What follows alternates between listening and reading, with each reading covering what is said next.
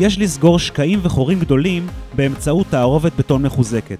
כמובן, יש לחזות חלקים שעשויים להתלכלך בעבודה, כגון קירות סמוכים, עמודים, מדרגות וכדומה. יש לנקות את המשטח באמצעות שטיפה בלחץ ומטאטא קשיח לניקוי כתמים קשים.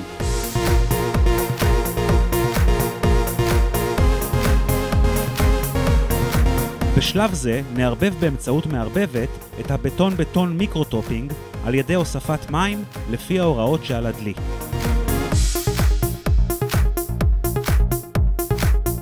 נתיז באמצעות קומפרסור ואקדח עם מיכל עליון מתאים את שכבת הבטון בטון מיקרוטופינג הראשונה בעובי של כ2 מילימטר.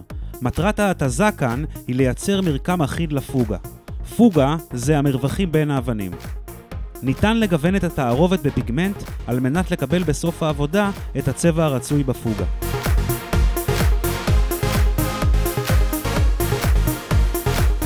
בשלב זה נייצר את דוגמאות האבנים במשטח באמצעות סרט דביק קשיח מבד.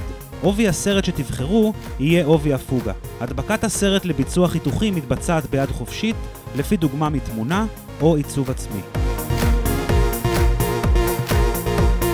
בשלב זה נערבב שוב את החומר לפי האמור בשלב השלישי, אך הפעם ניתן לבחור את דרגת הצמיגות של החומר. דליל מאוד שווה מוחלק יותר.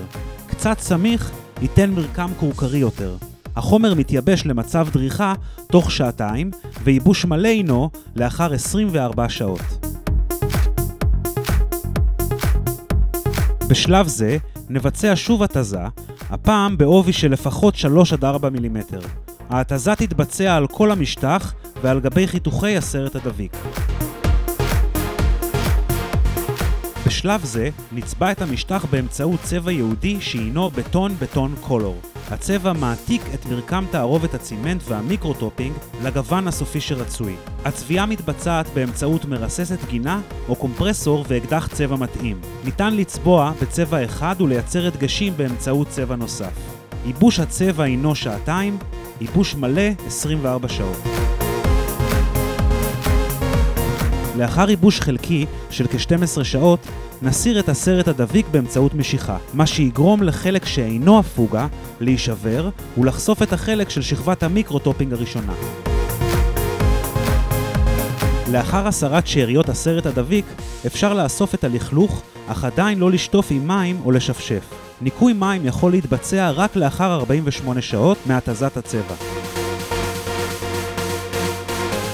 לאחר שטיפת המשטח וייבושו, נבצע שכבת הגנה באמצעות סילר על בסיס מים, שמתאים לשימוש חוץ ובעל עמידות UV.